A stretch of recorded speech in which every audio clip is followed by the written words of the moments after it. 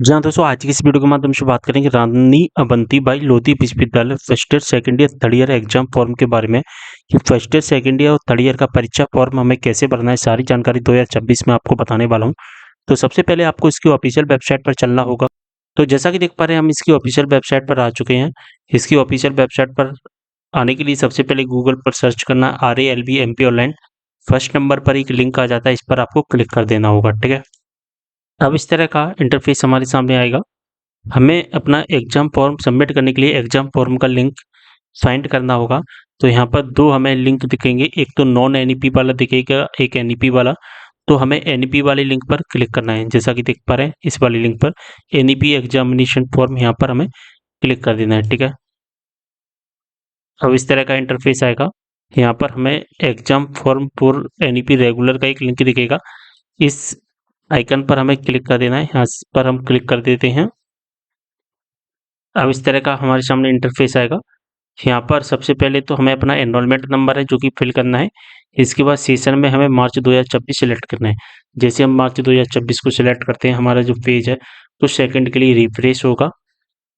अब किस ईयर का फॉर्म भरना है वो हमें यहाँ पर सबमिट करना है। तो अभी केवल फर्स्ट ईयर और सेकेंड ईयर के चल रहे हैं, तो मैं यहाँ पर एक ईयर है जो कि सिलेक्ट कर लेता हूँ।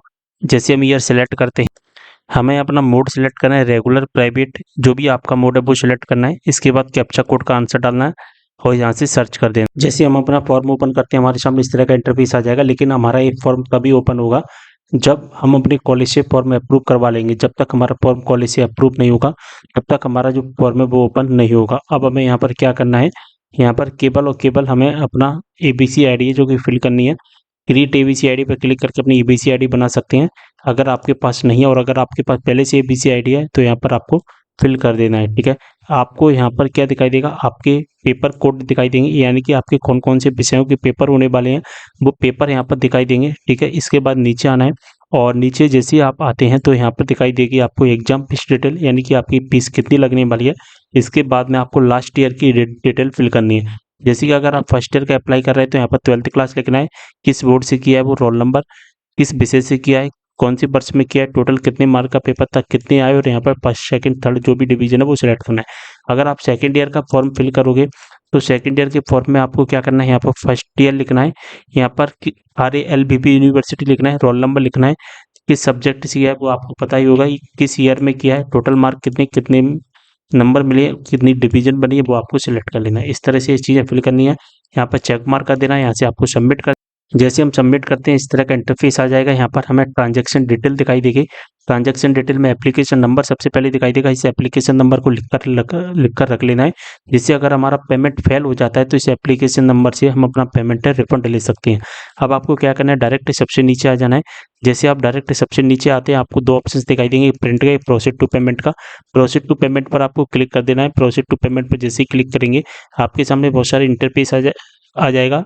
UPI payment mode, credit card, debit card, net banking, जिसके माध्यम से करना है उसके माध्यम से पेमेंट कर सकते हैं। अगर आप कियोस्क हैं, कियोस्क यूजर है तो कियोस्क के माध्यम से भी पेमेंट कर पाएंगे।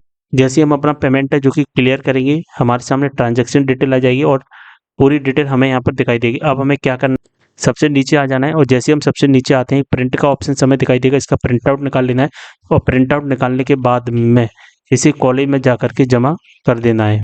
जैसे आप कॉलेज में जमा करोगे आपका फॉर्म अप्रूव हो जाएगा और जब भी एडमिट कार्ड आएंगे आप एडमिट कार्ड डाउनलोड कर पाएंगे। सारी चीज़ आपको समझ में आ गई होगी। कोई भी डाउट हो कमेंट करना। मिलते हैं अगले वीडियो में एक और जानकारी के साथ, तब तक के लिए बाय।